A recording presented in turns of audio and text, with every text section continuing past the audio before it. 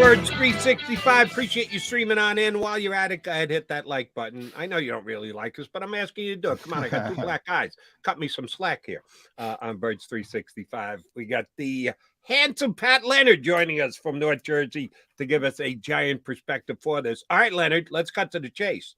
We had you on a couple times this year, Giants-Eagles matchups. A couple times, it seems like in a month. Yeah, Pat coming through for us. Man. Well, wait, I have to ask you a question first. Jody, you look like a Giants fan who bought a ticket to this game and is sitting in the 700 level of a blowout. What happened, man? Little surgery involved on the top of my head that had effects for coming down through my face. Oh, believe me, I looked worse earlier in this week. You're getting the condensed or cleaned up version. So you're not tailgating early. Okay. No, well, I'm glad to hear you're okay and on the mic. And my wife didn't do this either. It was a surgeon who did it by putting staples in my head. But I've already explained it to everybody else. I'll text you later and tell you what the hell happened.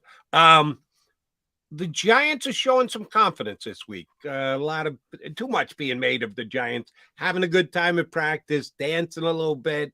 Looks like their confidence is there going into the game, which if that's the way they want to feel, more power to them.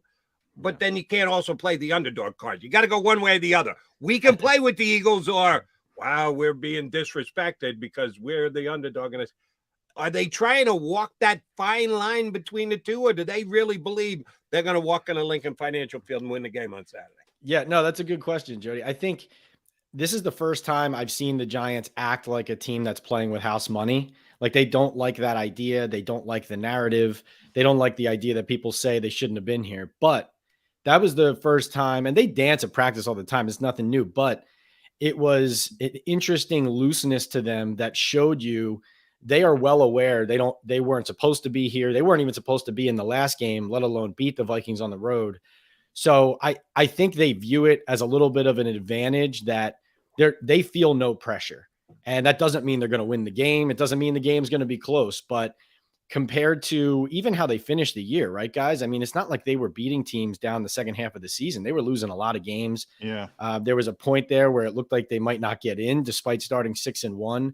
So I think it's more of a looseness that Brian Daboll has cultivated. And frankly, I think early in the year, it wasn't always the best thing. I mean, their free safety, Xavier McKinney, just went loose on the bye week and busted up his hand and missed the second half of the season. Those are the dangers of the things that you run into when you don't run a tight ship. But now that the players have responded, the team's gotten healthier, it looks like an advantage. So it's more about like where your perspective is and what time of the year it is, I think. One of that, the emotion part of it, Pat. I mean, we've seen this in the NFL playoffs before with numerous teams. You get the upset in the first round. It's like, you haven't won in the playoffs for a while. It's such a big moment for a particular franchise, in this case, the Giants. Yeah. And then you got to come back the next week against a better team. And, the emotion only lasts so long. Any thought to that part of it where, it was such, people have called it like a Super Bowl level win because it's been so long for this organization in the playoffs. And all of a sudden, oh, by the way, it's a short week and you got to go face the number one seed on the road. That's your reward.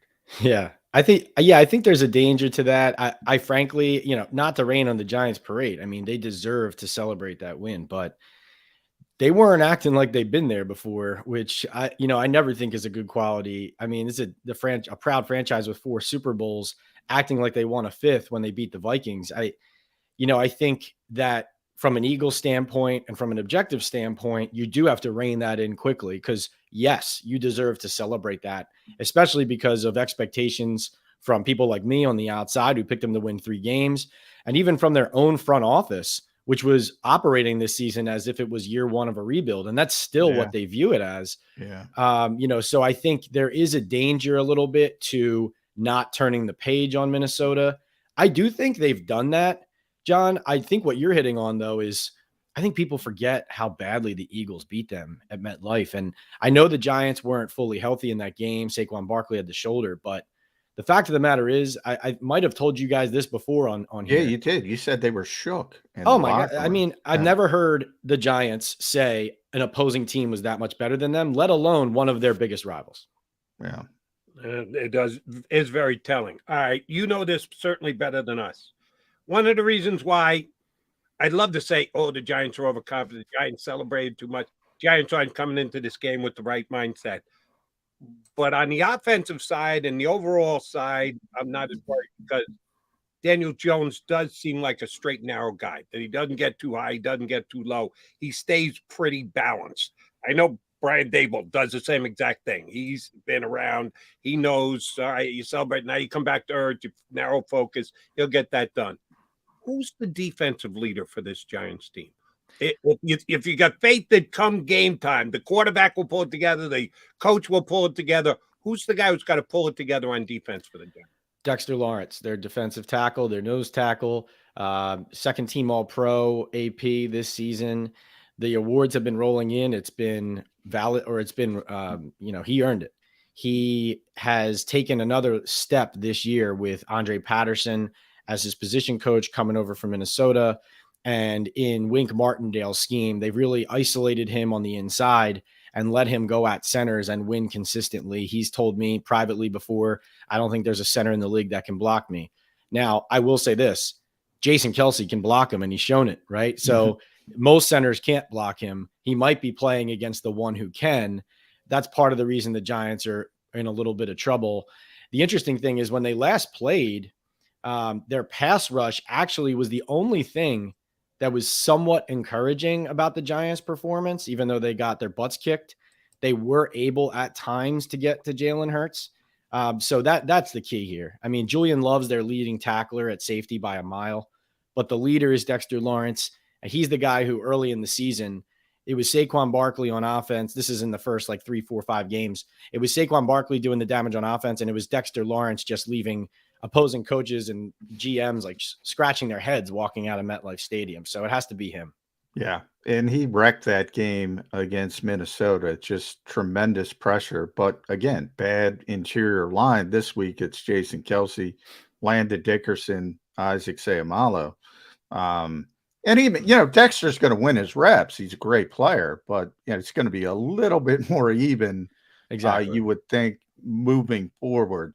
I do want to give this offense credit, though. They're getting defensive coordinators fired. I mean, they were really impressive against Minnesota. Very bad defense. We all know that. They play a very similar scheme to Philadelphia, though. Now, the Eagles do it much better. Do you think that helps the Giants, though, seeing at least the same type of sentiment on the defensive side of the football? Good question. I think it helps them from a standpoint of just having the ultimate validation of what works against that type of scheme and these types of zone coverages. I think that one thing I'm looking for to see whether they can replicate it is, so the Vikings have a pretty good pass rush, even though their secondary is terrible. Mm-hmm. And the Giants, they were susceptible the first time they played Minnesota. So their second time they played the Vikings, when Evan Neal, the right tackle, was going up against some of their good pass rushers, and when he started losing a rep or when there was any pressure in the interior, you could tell the game plan was for Daniel Jones to immediately take off. And that's why you saw him run so often. Not only do they design runs for him, they were protecting against losing reps in the pass protection game by sending Daniel out immediately. And I think the Eagles are a much faster defense than the Vikings are. And so I'm not sure if that's going to work. If it does, if they do that, because they're going to have to, let's face it, the Eagles pass rush not only is strong, it's deep. So that rushing 4 element, if they can get there to Jones, I don't know if he's going to have the same type of record-setting ability and performance on the ground as well as throwing through the air against Philly, just because there's a lot more speed on the back end. But I definitely think you got to look for those crossers. You got to look for Richie James and Darius Slayton being cleared out across the field. That is one of their bread and butter plays right now against these zones where the slot corner or the linebacker carries the seam route, and then the slot comes underneath. Avonte Maddox's absence could rear its head in the passing game because the Giants just ran those crossers and hit the Vikings to death on them, frankly, and that's a matchup to watch. All right, last week, Daniel Jones ran it 17 times. That's a lot. the first time these two teams played, he ran it 4 times. He didn't run it badly. 4 for 26 is still a nice percentage per carry, but it's not 17. We just guess that the number is going to be somewhere in the middle between 4 and 17. Which is it going to be closer to? I think it'll probably be closer to 17, but I don't think it will be as effective as it was in Minnesota. I think this year the Giants did a lot, especially early, to protect Daniel Jones from himself. And the offense has evolved in part because Jones has succeeded and earned more of the trust in the staff for them to lean on him more and more, to the point where in his last 2 starts against the Colts and the Vikings, not only have they scored 38 and 31 points respectively, but Jones has put the offense on his back. This is no longer Saquon Barkley's offense with Jones complimenting him. Now it's the other way around. That said, so because that is, there's nothing. They're not playing for tomorrow. They're playing for today. And Jones's legs are just as important to their offense as his arm. And I think you're going to see them try to relieve pressure with his legs. I think you're going to see them design runs. All that said, though, Jody, as much as there's not a lot of focus on him because he's no longer the focal point of the Giants offense, at least recently, I think Saquon Barkley is the key to them winning this game, because look at Washington and how they beat the Eagles at the Link. They controlled the clock. They ran the ball. They kept the Eagles offense off the field and then forced some turnovers when they were on. If the Giants don't run the ball, so that includes both Barkley and Jones, they're going to give the Eagles too many possessions. So that goes along with running Jones, but also running Barkley to keep their offense on the field and Hurts off of it. Yeah, time of possession, I think, is going to be really key. It's you got to shorten the game if you're the Giants, and you got to have these not only long, sustained drives, but you got to score touchdowns, not field goals. I do think, Pat, one of the most interesting parts of the upset in Minnesota from the Giants' perspective was Wink Martindale throwing the curveball. We all know Wink, right? He's going to blitz from the buses. He's coming. All of a sudden, he shows up. He's got umbrella coverage on Justin Jefferson. Minnesota still moved the ball. Yeah. But it was interesting. And I think a lot of people say, well, he might do the same thing to A.J. Brown. My thought process is, no, he's going to want to test Jalen Hurts. What's your feeling in that shoulder? I think we're going to get the blitzing Wink Martindale. Yeah, I agree with you. I think we're going to see more of his league-leading 44% blitz rate. That's a next-gen stats number, way higher than I think the second-ranked defense in the league was the Dolphins at like 38. And we're going to see more of that than the 22% blitz rate we saw against the Vikings that you alluded to. They have the luxury of playing Kirk Cousins, who can't run. And that was a very savvy and interesting and surprising strategy from Martindale because he's known for being aggressive. But not only that, if Azeez Ojulari doesn't play, he was actually one of the more promising pass rushers and performers in that blowout loss to the Eagles when the starters played back in early December. And especially if he doesn't play, Wink's just going to have to generate pressure somehow. Now, because he's going to try to generate pressure, that doesn't mean he can just bring the house and empty the tank all the time, because Hurts is just too good. This is an Eagles passing offense that not only is way better than anybody expected coming into the year, but he gets the ball out quickly, and they know that Wink's coming, right? So they don't always know from where, but they'll anticipate that. And so will it be effective for the Giants? I'm not sure, but I think he has to go back to his bread and butter. And one thing Wink does believe, John, is that if you're going to go out, you got to go out your way. So that was the most interesting part of him abandoning the blitz against Minnesota, but it just shows how good of a coach he is that he's scheme specific to a game. Pat, you mentioned if Ojulari plays. He is the only Giant on the injury report, was listed as questionable yesterday. If he can't go, who's going to get those reps at DE? Yeah, so it would be Philadelphia's own Jihad Ward, veteran, but he is more of a run stopper, early game, busting into the backfield. When you're talking about getting there late in the game and those pass rush reps, there's a couple young guys. Tamon Fox is a rookie they really like, an undrafted free agent. O'Shane Ximenez is really his role when he comes in is a pin your ears back pass rusher. That's really the one thing he does at a level that gets him on the field. And then this is something maybe to watch out for.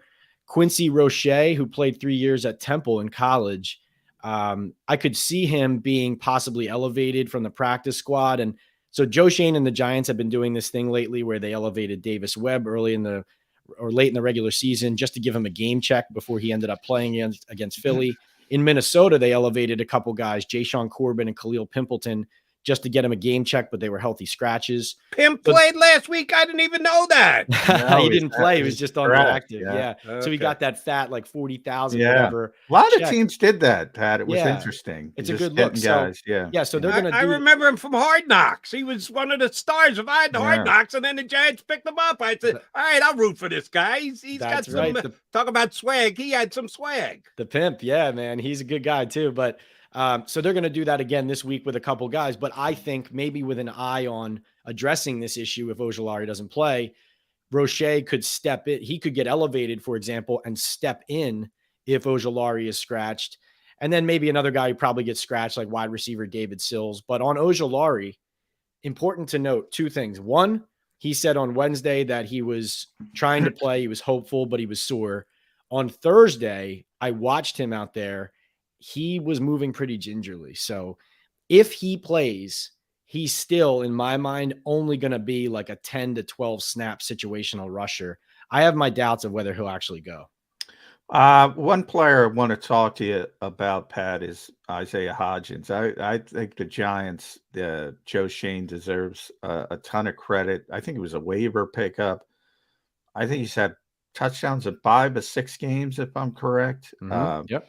Is this a situation where, teams miss on guys? They don't get – sometimes guys just need a chance. But we went through this here in Philadelphia a couple years ago. If you remember, it was the pandemic year, actually. The Travis Fulgham run, where he was just one of the best receivers in the league for 4 weeks, and then just, bang, fell off a cliff again. Yeah. Is he the real deal? What's going on with Isaiah Hodgins? Yeah, well, big difference between those two. I've heard a lot about Fulgham's lack of work ethic, and Isaiah certainly doesn't have a problem with that. Couple of things, reasons why he ended up on the Giants roster. One is that he came out of college with an injury, and then he also got hurt at the start of the 2021 camp. And so Buffalo liked him and drafted him, but he also could not get on the field, not just because of the injuries, but because the position he played is essentially Stephon Diggs' position. So all the routes he runs, he's not getting on the field, right? So he did earn a spot on the active roster with Buffalo, however, early this season was there. What ended up happening was they waived him and tried to get him down to the practice squad because they wanted Jake Kumaro as a special teams contributor / wide receiver as well. And the Giants kind of, pantsed him and went and got Hodgins because Joe Shane obviously was part of drafting him there. Yeah. A couple of things why he's doing so well. He and other guys have told me he knew the offense cold, having been in Buffalo with Brian Daboll coming in, so he didn't have to learn it. And then 2, he put in a lot of work in the offseason, put on about 7 pounds of muscle, worked out with Gabe Davis and his trainer, Burt Wiggum in Florida, and really just kind of turned the corner on being a pro who said, I'm not going to be on the practice squad anymore. And he and Daniel Jones quickly have formed a connection. And John and Jody, this is actually, for this game specifically, very important. Hodgins, not only because he knows this offense so well, but because he and Jones have put in so many extra reps, he is very good at finding windows in zones on broken plays. And I only can say that because I've watched it with my own eyes now for 7-8 weeks. Jones can move out of the pocket under pressure, and Hodgins knows where to be. And there were 2 huge gains in Minnesota in the fourth quarter, 19 yards and 32 yards in the second half. And they both were broken plays. Hodgins uncovers under pressure with Jones moving, and they both led to touchdowns. So that's something that the Eagles need to be watching out for. Fair enough. All right, Pat. I would say neither of these teams is great at special teams. They're both okay at best. Agree. What is the length of Graham Gano's potential field goal? Because you didn't hear it. Our buddy Bob Groats, Nostradamus of Eagles coverage, said that It'll be a Graham Gano missed field goal attempt at the end of the game. That's not Heading a toward the He's not 95. missing. He's not missing. He's not missing. What is Gano's max range, just in case? Because if Groats is right, we'll never hear the end of it. But he's got him trying a long, maybe just a little too long field goal. What is the max length on Gano's field goal attempt? Man, I'm not betting against Graham. So Yeah. years ago when he was with the Panthers beat the Giants on a last-second 63-yard Graham Gano field goal. Yeah. And I will never get that kick out of my head. I actually asked Gano this before the Vikings game because it was in a dome, and I was wondering how far he could hit in a dome with no conditions. And it's funny, like he kind of looked at me and he said, "No offense, I never tell anyone my max." He goes, even during the games, like if someone from TV asks on the side so they know for late in the game, he won't tell anyone. But I've seen him hit a 63-yarder in an outdoor game to win a game. Wasn't a playoff game, but I'll just say this. If you're an Eagles fan counting on a Graham Gano miss at the end to I'm win, with you. You're counting I got it. Now, it is difficult to kick here at the one end of the field, the I-95 end, for the people that know Lincoln Financial Field. Definitely. There's a little bit of a swirling thing. But I got it at 56, Pat. If it's 56 or less, he's making it. And definitely. You do not want to be in that position if you're an Eagles fan. That is a great, great kicker. Of course, the Giants also know Jake Elliott's pretty good as well. They got stung by a 61-yarder that set off the Eagles' Super Bowl run. That might have been the play that set it off. It's amazing how these kickers, though. I still feel Jake Elliott doesn't get enough credit for that season. Yeah. These kickers, 50-yarders, are the new 40. I mean, guys are banging through 50-yarders all the time. It's amazing. I just voted kickers. I voted Daniel Carlson, my first team All-Pro from the Raiders. He was 11 of 13 from over 50. It is unbelievable how good these guys have gotten. Crazy. All right, let me go to the Giants defensive backfield. We know the game that the Eagles pants the Giants up there in North Jersey. They were down to Dory Jackson and McKinney. How much difference do putting those two guys back into the lineup make? I know they're better. Is it like substantially better or a major up? How would you describe the Giants defensive backfield with those two guys and without those two guys? Their floor is much higher. I don't know if their ceiling rises tremendously, but the floor rises. So that's important from the standpoint of, Devonta Smith got behind them in the first game. Those giving up those big plays are things that Martindale always emphasizes. Like they'll give up yards in front of them. They just don't want to get beat over top. And McKinney is really important to that. He ran a post route for Justin Jefferson on a deep shot from Kirk Cousins. The interesting thing is McKinney has that bad hand and he didn't intercept the ball, frankly, in my opinion. I mean, no one's going to admit this, but I'm watching that. He's a ball hawk. I think he had trouble catching it, and that's why he didn't intercept it. And then if you notice, after that play, they moved him down near the line of scrimmage and dropped Jason Pinnock back there. So that's something to watch for. But let's just face it. I mean, with them on the field, Justin Jefferson had 7 catches for 47 yards and no touchdown. So it's hard to say that it wouldn't make a difference. And then interestingly enough, take this for what it's worth, but talking to some offensive players in the locker room on Thursday, one of them specifically said after watching the defense prepare for the Eagles offense all week, said they're ready. So, they know what's coming. Doesn't mean they're going to stop it, but the Giants were one of the most injured teams all season. And now they are as healthy as they've been all year. So good timing for them.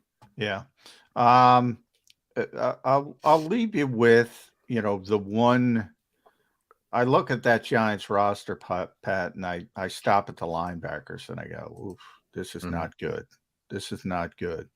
Jalen Smith, who was a good player at one point, but, obviously in the latter stages of his career, Jared Davis, I think they just got, right? They just got him, and they're playing a big role on that defensive side of the ball. We all saw, Minnesota, they did a great job against Jefferson, but they moved the ball. TJ Hawkinson had a huge game. You got Dallas Goedert here. Yeah. Those linebackers, are they an issue? They could be. They're not especially fast laterally. They are better than what the Giants had in the building at the start of the year, though. They've been upgrades. I mean, I give Jalen a lot of credit. I mean, he's had a good year for what the expectations were of him. I mean, he was just a street free agent. I don't think people were expecting him to contribute meaningfully anywhere, let alone on a playoff team. So I think Jalen's had a pretty good season. However, he and Jared there, especially Jared being new, Jared's better than Micah McFadden, the rookie who was playing there before he came in and got acclimated quickly. That said, I mean, I think this game's all about Jalen Hurts being healthy and, playing his real game. And I just talked to Jalen actually on Thursday about stopping Hurts and the Eagles running game. And he said, first of all, frankly, it doesn't matter to them whether Hurts is dealing with a shoulder or not. He's a great player. They're expecting the best from him. And the other thing is when you face their offense and any offense that runs a quarterback like this, he said, instead of filling a hole and making a tackle, you're always having to shed a block and make a tackle because of that extra man out there with the quarterback run. And so it's already a position where teams have exploited the Giants this season, and the Eagles scheme directly attacks the inside linebackers. So I think you're on the right track that could be a key to the game. All right. You've been quite honest with us. It seems like you're leaning toward the Eagles walking away with a win here. You haven't said that yet. No, make you say it in a second. Before we even get there, who's going to be the other half of the championship game? Before we decide Eagles Giants, San Fran at home against Dallas. You've certainly seen the Cowboys enough this year. 49ers hottest team in football. That's why they're the favorite in the game. Does the legend of Brock Purdy grow in the divisional round of the NFC this year? Man, I'm picking the Cowboys to cover, but I could not put money on them to win the game outright. They could do it. They certainly proved me wrong last week. I was ready for them to lay another egg. Really? They dominated the Bucs, but I think that they have a chance. If they run the ball, don't turn the ball over, and if that pass rush gives Purdy even a little bit of an issue, I think that kid under pressure will make mistakes as well as he's played. So, run after the catch, the Cowboys have to tackle. I'm going to go with the Niners, though. I mean, they've won 10 straight games. It's hard for me to pick against them right now, even with Purdy going against Dak Prescott coming off that one. So I'll go with the Niners, but I like the Cowboys to cover. All right. And throughout your analysis for the half an hour you spent with us here, you certainly seemed like you were leaning toward the Eagles, not downplaying or downgrading the Giants at all, but just that the Eagles have a slightly better roster coming into this game, and they have played twice, and the Eagles have won twice, and the Eagles are a 7.5-point favorite. Is this it for the Giants? End of the road. A tremendous season, right? This season is considered a success, win, lose, or draw, unless they lose 73-0 tomorrow. This has been a good season for the New York Giants. I'm taking the Giants. They're going to cover that 73. You're taking Giants plus 72, John. Yeah, good call. Oh, I thought you were picking the Giants to win. No. I almost fell off my chair. No.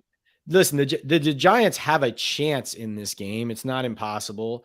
I think the Eagles win and cover, though. I think that you're right. I think that it comes down to Jalen Hurts' health. I think if Hurts is healthy, I don't think the game will end up being very close. I think if he is limited or gets banged up and they have to adjust and Lane Johnson can't finish the game and all those kind of things, then I think the Giants have a chance. Listen, you guys know at the link, the crowd's going to be rowdy, but in Philadelphia, there's a little bit of let's just face it, the Niners have won 10 straight. The Eagles, the best team in the league all year, have had some injuries late in the year. And there's just that feeling of, wait, coming off the bye, there was that week 18 where they only scored 1 touchdown against the Giants. Are we still that team, right? And so if the first quarter starts shaky, if the Eagles turn it over, if Hurts doesn't look like himself, the loose Giants are going to get looser and more confident, and the boo birds are going to get out. You're going to feel it, right? Yeah, you brought it up, Pat. People don't understand. Yeah, that place will explode if the Eagles get off to a big start, and they'll probably steal the heart of the Giants. But a couple 3-and-outs, it'll go the other direction. They'll be booing the home team. No doubt. So, I think, there's a chance for a Giants backdoor cover. Like 2 days ago, I thought 30-27 Eagles wasn't impossible. Right now I'm at like 30-20 Eagles because the Giants most of the year scored right around 20 points. And they've had 38-31 the last 2 games against the Colts and the Vikings. One team that's tanking and another team that has one of the worst secondaries in football. They're just frankly not facing a defense like either of them. So I think they're going to struggle to score with a dynamic Eagles offense, and Philly will advance. For any of those Eagle fans who are going to overreact to a couple 3-and-outs start the game, Dallas went 3-and-out twice on Monday night. Yeah. They didn't do anything the first couple possessions. I was like, all right, yeah, it looked good. Tampa's got a shot here. And then they just marched it up and down the field. So 2 possessions does not a game make. But you're good, Mr. Leonard. I like your score. Pat, a pleasure, as always. Thank you very much for not only doing today, but doing it as often as it did. Don't blame us, blame the NFL for scheduling the Giants and Eagles as closely as they did. And then they happen to meet in the playoffs as well. We always like when we can get you on. Thanks for doing it. Yeah. And if the Giants pull the upset, we're going to be calling you again, Pat. Oh, man, let's do it. Yeah. Hey, listen, I always appreciate coming on. And I've been saying this a lot to people this week, but it's true. The NFC East being good, it's good for me. It's good for you. It's good for the NFL. It's great football. And I can't wait to be down at the Link on Saturday. 4 teams left in the NFC playoffs, 3 of them from the NFC East. Yeah. Kind of tells you how good the NFC East was this year. Pat, great stuff. Thank you very much. Take care. That's Pat Leonard from the Daily News giving us his insight and prediction on the Eagles and the Giants. And I got to tell you, he and I are coming up exactly the same. I'll come back with my score. Johnny Mack will have his score. We're going to put a bow on the show here.